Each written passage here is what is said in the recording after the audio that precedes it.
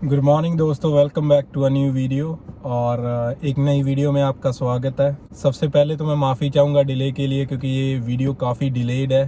तो कुछ कामों के कारण मैं काफ़ी महीनों से वीडियो नहीं बना पाया। तो आई एम रियली सॉरी अगर आप इस चैनल के साथ बने हुए हैं काफ़ी टाइम से और मैंने वीडियो अपलोड नहीं की है। तो अभी मैं कोशिश करूँगा कि मैं रेगुलरली वीडियोज़ अपलोड कर पाऊँ और आप लोगों को इन्फॉर्मेशन प्रोवाइड कर पाऊँ।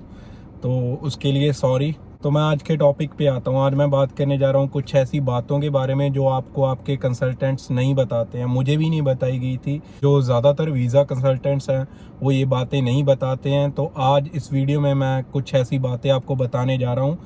तो वीडियो को एंड तक ज़रूर देखें, क्योंकि ये वीडियो आपके लिए बहुत ज़्यादा हेल्पफुल होने वाली है। और ये सारी बातें जो है आपके बहुत सारे डाउट्स और बहुत सारे क्वेश्चंस क्लियर कर देंगी। क्योंकि कुछ जो क्वेश्चंस हैं मुझे बार बार पूछे जाते हैं, तो वो आज सारे क्वेश्चंस आपके इस वीडियो में क्लियर हो जाएंगे। और अगर उसके बाद भी फिर कोई डाउट रहे तो आप मुझे मैसेज कर सकते हैं, लेकिन इस वीडियो को एंड तक ज़रूर देखिएगा। सबसे पहला पॉइंट जो है कि आपका एरिया मैटर करता है कॉलेज के केस में। आपको कई कंसल्टेंट्स ये बोल सकते हैं कि आप एक बार कनाडा पहुंच जाइए, आप वहां पे जाके खुद व खुद मैनेज कर लेंगे। लेकिन जो मोस्ट इम्पॉर्टेंट चीज़ है कि आपके कॉलेज का एरिया मैटर करता है। आपको फ़ीस निकालनी है, अपना पार्ट टाइम वर्क देखना है, कईयों को मे बी उससे ज़्यादा भी चाहिए होगा। तो उस केस में आपका जो है कॉलेज का एरिया बहुत ज़्यादा मैटर करता है। मैंने पीछे भी काफ़ी वीडियोस में बताया है कि अगर आपका कॉलेज जो है वो टोरंटो एरिया के पास है तो आपके पास जॉब्स बहुत ज़्यादा होंगी। लेकिन अगर आप टोरंटो एरिया से जितना दूर जाते जाएंगे उतनी ही जो जॉब्स हैं वो कम होती जाएंगी। क्योंकि जो टोरंटो एरिया है, ब्रैम्पटन हो गया, मिसिसागा हो गया, मार्खम हो गया, स्कारब्रो हो गया, टोरंटो के आसपास का एरिया, तो इस एरिया में जो है वो जॉब्स बहुत ज़्यादा है। ये हब है इंडस्ट्री का, वेयर हाउसेज हैं, रेस्टोरेंट्स हैं और आईटी सेक्टर है। सारी जो जॉब्स हैं इसी एरिया में हैं। लेकिन अगर आप इससे दूर कॉलेज लेते हो, मे बी आपको किसी कारण कॉलेज दूर लेना पड़ जाता है, कोई कोर्स नहीं मिलता है या किसी भी कारण, तो आप इस बात का ज़रूर ध्यान रखिएगा कि आप उस कॉलेज की लोकेशन चेक कीजिएगा सबसे पहले कि वो कितनी दूर है। अगर आप फ्लाइट लेके आते भी हो, आप टोरंटो पियर्सन एयरपोर्ट पे उतरते हो, तो वहाँ से आपको कॉलेज कैसे जाना है, किस सिटी में है और कैसे जाना है, कोई आपको ड्रॉप करने जा रहा है या आपको बस से जाना है या ट्रेन से जाना है, वो आपको खुद देखना है। और फिर आपको ये भी देखना है कि वो एरिया कैसा है। रिसर्च कीजिए उस कॉलेज के बारे में। कई ऐसे जगहों पे कॉलेजेस हैं यहाँ पे ट्रांसपोर्टेशन बहुत कम है। मैं अगर अपनी बात करूँ तो मैं फ्लेमिंग कॉलेज लिंजी में गया था। वो पीटरबरो जो एक शहर है उसके पास एक गांव है लिंजी। तो वहाँ पे ट्रांसपोर्टेशन जो थी वो बहुत कम थी। मान लीजिए कि सारे शहर में एक ही बस चलती थी। तो उस बस की भी बस दो टाइमिंग्स थी, एक सुबह चलती थी, एक शाम को। लेकिन वो छोटा एक गांव टाइप था, तो हमें क्या है एक जगह से दूसरी जगह पैदल चल के जाने में कोई ज़्यादा परेशानी नहीं होती थी। लेकिन उसका जो टोरंटो से बस थी वो नहीं मिलती थी। लिंजी से टोरंटो को सिर्फ एक ही बस आती थी।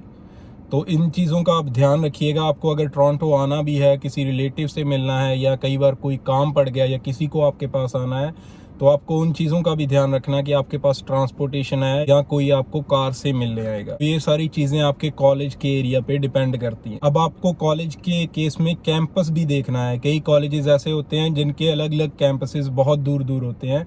जैसे नायग्रा कॉलेज का एक कैंपस नायग्रा में है और एक कैंपस जो है वो टोरंटो डाउनटाउन में है। तो इन दोनों के बीच ऑलमोस्ट 150 किलोमीटर का फासला है। तो कॉलेज भी देखिएगा और उसका कैंपस जरूर चेक कर लीजिएगा कि आपको कौन से कैंपस में भेजा जा रहा है, और फिर सर्च कीजिएगा कि वो टोरंटो से कितनी दूर है। तो इस चीज़ से आपको एस्टिमेट हो जाएगा कि आपको जाना आना कैसा है या वो एरिया कैसा है। तो इस चीज़ को ख़ास तौर से रिसर्च करें। और अगर आपको जॉब्स पता करनी है तो आप उस कॉलेज के जो पेजेस हैं, फेसबुक पे काफ़ी ग्रुप्स या पेजेस होंगे, तो उनमें जाके पूछिए ज़रूर कि वहाँ एरिया में कैसी जॉब्स हैं या कैसा एरिया है रहने के लिए। क्योंकि वहाँ आपसे पहले ज़रूर इंडियन स्टूडेंट्स होंगे जो आपको गाइड कर सकते हैं कि हाँ ये एरिया कैसा है, जॉब्स के केस में कैसा है। तो इन चीज़ों का आप ख़ास ध्यान रखिएगा। ये चीज़ आपको रिसर्च करनी पड़ेगी। अब मैं सेकंड पॉइंट पे आता हूँ। तो आपको ये पहले ही डिसाइड करना है कि आप कोर्स किस चीज़ के लिए ले रहे हैं। कि आप कोर्स पीआर के लिए ले रहे हैं या आप कोर्स जो है अपने कैरियर के लिए ले रहे हैं, जो आपको आगे उसी में जॉब करनी है। हो सकता है कि आप जो अपना कोर्स चूज़ करें वो सिर्फ पीआर के लिए करें या आपको करना पड़े, क्योंकि कई बार किसी ने एमए पंजाबी में की होती है या एमए इंग्लिश में की होती है और वो आईटी फील्ड में जाना चाहता है, तो हो सकता है कि आपको एक बार कोर्स रेलेवेंट पिक करना पड़े जो आपको नहीं चाहिए, जिसमें आपको नहीं जाना, आपको किसी और फील्ड में जाना है, लेकिन अगर आपको वीज़ा चाहिए तो आपको रेलेवेंट कोर्स पिक करना पड़ेगा, जो बहुत ज़्यादा ज़रूरी है। तो इस केस में क्या है कि हो सकता है आप ऐसा कोर्स करना चाहें जिसमें आप जॉब भी करना चाहें या जिसमें आप अपना कैरियर देखते हो, लेकिन अगर आप ऐसा कोर्स पिक करते हैं जिसको आपको नहीं करना, आप सिर्फ पीआर के लिए करते हो, तो वो भी कोई इतना बड़ा इशू नहीं है। तो ये भी है कि अगर आप पीआर हो जाते हो तो उसके बाद आप यहाँ पे डोमेस्टिक स्टूडेंट के तौर पे एडमिशन ले सकते हो किसी भी कॉलेज या यूनिवर्सिटी में। तो उसके बाद आपकी जो फीस है वो 1/3 रह जाती है। तो ये भी आपके पास बेनिफिट है कि आपकी फ़ीस जो है वो बहुत कम हो जाती है, और उसके बाद अगर आपके पास टाइम हुआ तो आप कहीं पे एडमिशन लेके जो आपका पैशन है, जिस कैरियर में या जिस फील्ड में आप जाना चाहते हो, तो उसमें आप तब एडमिशन ले सकते हो, क्योंकि वर्क परमिट, पीआर, ये चीज़ों से बंदा बाहर निकल के फिर एक चीज़ पे फोकस कर सकता है। तो इसी में मैं आगे ऐड करता हूँ कि जो भी कोर्स आप चूज़ करते हो, मे बी आपके जो वीज़ा कंसल्टेंट है वो आपको कुछ कोर्स दे रहे हैं, तो उस कोर्स के बारे में रिसर्च ज़रूर कीजिएगा, क्योंकि कई बार कुछ लोग मुझसे पूछते हैं कि मैं ये कोर्स ले रहा हूँ, ये कोर्स मेरे लिए सही है या नहीं है। काफ़ी लोगों को प्रोजेक्ट मैनेजमेंट कोर्स दिया जाता है, तो मेक श्योर करें कि आप उसके सब्जेक्ट्स जो हैं, आप ऑनलाइन जा सकते हैं किसी भी कॉलेज में, कोई भी कोर्स है तो उस कोर्स में जाके उसमें सब्जेक्ट्स ज़रूर देखें, और उन सब्जेक्ट्स में से देखें कि आपके कॉमन सब्जेक्ट्स कौन से हैं। अगर कॉमन नहीं है, अगर उन सब्जेक्ट्स में से आपने कोई भी सब्जेक्ट नहीं पढ़ रखा है, तो अपने वीज़ा कंसल्टेंट से ज़रूर पूछें कि वो आपके प्रीवियस कोर्स को, जो कोर्स आप कनाडा में लेने वाले हैं, उससे कैसे रिलेट करेगा। काफ़ी लोगों ने बीएससी कर रखी होती है, उनको आईटी का कोर्स दिया जाता है या प्रोजेक्ट मैनेजमेंट दिया जाता है, तो इन चीज़ों को आप ज़रूर देखें कि उसके सब्जेक्ट्स और अपने जो प्रीवियस आपने बीएससी कर रखी है, एमए कर रखी है या एमएससी कर रखी है, उन सब्जेक्ट्स को क्या है आपस में मिला के देखें कि उनका कोई तालमेल है आपस में या नहीं। अगर बिल्कुल ही नहीं है तो आपके क्या है वीज़ा के रिजेक्शन के चांसेस बन जाते हैं। अगर है, आपको लग रहा है कुछ, आपका कोई वीज़ा कंसल्टेंट आपको कोर्स दे रहा है, तो ये क्वेश्चन उससे ज़रूर पूछें कि वो इन दोनों कोर्सेज़ को आपस में रिलेट कैसे करवाएगा। और इसी में आगे जो है आपकी एसओपी बनती है, स्टेटमेंट ऑफ पर्पस। तो उससे ज़रूर पूछें कि स्टेटमेंट ऑफ पर्पस मैं बनाऊंगा या मैं बनाऊंगी, या वो बना के देंगे आपको, या वो बनाने में आपकी हेल्प करेंगे। अगर वो आपकी हेल्प करते हैं तो उनसे ज़रूर पूछें कि इस कोर्स को वो नेक्स्ट कोर्स से कैसे रिलेट करेंगे और क्या एक्सप्लेनेशन देंगे उसमें।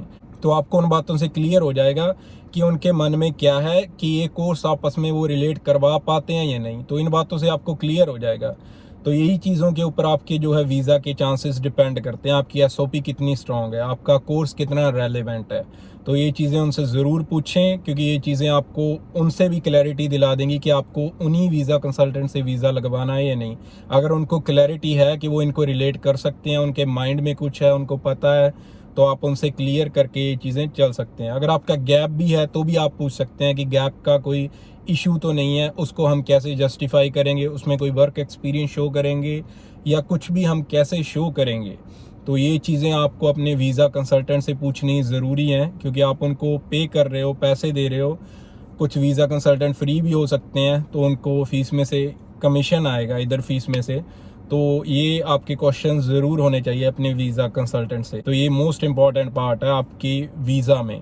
अब मैं थर्ड पॉइंट पे आता हूँ, जो आपके लिए बहुत ज़्यादा हेल्पफुल होने वाला है, क्योंकि अगर आप +2 कर रहे हैं, 12th के बाद आना चाहते हो, जहाँ आपका ग्रेजुएशन का लास्ट ईयर है या आपका मास्टर्स का लास्ट ईयर है, तो इस बात को खास ध्यान में रखें कि आप जब +2 करते हो, 12th करते हो, ग्रेजुएशन करते हो या मास्टर्स करते हो, उसके बाद आप आयस करोगे और फिर वीज़ा के लिए अप्लाई करोगे, तो इसमें कम से कम 6, 8 या 12 महीने का टाइम लग जाता है। अगर आप +2 करते ही कहीं पे जॉब शुरू कर देते हैं तो आप उसके पॉइंट्स क्लेम कर सकते हैं, या आप ग्रेजुएशन करते ही, अपनी स्टडी ख़त्म करते ही कहीं ना कहीं पे जॉब ज़रूर स्टार्ट करें।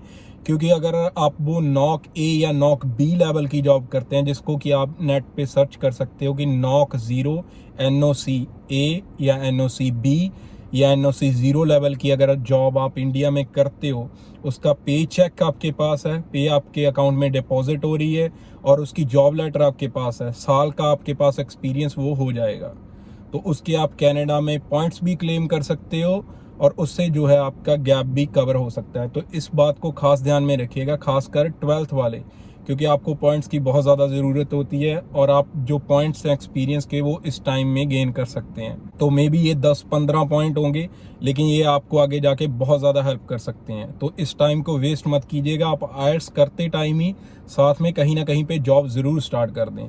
एटलीस्ट 1 ईयर का एक्सपीरियंस होना चाहिए, 1 साल से अगर कम होगा तो पॉइंट्स नहीं काउंट होंगे। तो 1 साल का एक्सपीरियंस अगर आप वहाँ पे अपने गैप में लेके आ सकते हैं तो आपके लिए कनाडा आके बहुत ज़्यादा बेनिफिशियल होगा। कोशिश कीजिएगा किसी अच्छी जगह पे काम करे, कोई रेपुटेटेड कंपनी में, अगर कोई मैकडी पे करता है या कहीं पे भी करता है जो मल्टीनेशनल कंपनीज़ हैं, तो उनका एक्सपीरियंस जो है ईजिली वेरीफाई हो जाता है कनाडा इमिग्रेशन द्वारा, तो उसके पॉइंट्स आपको ईजिली मिल जाते हैं। कुछ एक्सपीरियंसेस के में भी किसी जगह पे वो नहीं भी दे सकते आपको पॉइंट्स, लेकिन ज़्यादातर अगर आपके पास प्रूफ है और आपने अच्छी जगह पे काम किया है तो आपको उसके पॉइंट्स मिल जाते हैं। अब मैं लास्ट पॉइंट पे आता हूँ कि जब आप कनाडा में आ जाते हो, एक कंडीशन हर एक स्टूडेंट के साथ होती है कि आपको बहुत मौक़ों पे ऐसा होता है कि आपको स्टडी या वर्क में से एक चूज़ करना पड़ेगा। किसी टाइम आपकी शिफ्ट भी होगी और आपकी असाइनमेंट भी पेंडिंग होगी। तो बहुत सारे लोग जो हैं, मे बी 12th वाले स्टूडेंट्स, ये गलती कर देते हैं कि वो शिफ्ट मिस नहीं करते, क्योंकि उनको ये होता है कि अगर शिफ्ट मिस की तो मे बी जो एम्प्लॉयर है वो कई बार कह देता है कि आपको फायर कर सकता हूँ या आपको रिप्लेस कर सकता हूँ, तो वो शिफ्ट नहीं छोड़ते हैं, वो असाइनमेंट छोड़ देते हैं। तो असाइनमेंट की वेटेज कई बार 30% होती है, 40-50%, तो वो इतने परसेंटेज की असाइनमेंट छोड़ देते हैं।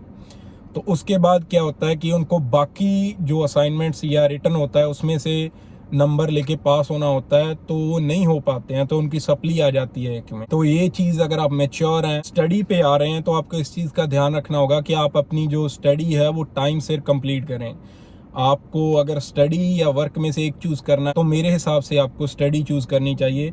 असाइनमेंट्स और जो भी आपके एग्ज़ाम्स हैं वो आपको सही तरीके से देने चाहिए, ताकि आपकी स्टडी जो है वो सही टाइम पे कंप्लीट हो सके। क्योंकि अगर आपकी सप्ली आ जाती है तो आपको $2000 तो सप्ली की दोबारा फ़ीस भरनी पड़ेगी, दोबारा पेपर देना पड़ेगा और आपकी स्टडी जो है वो एक्सटेंड हो जाएगी।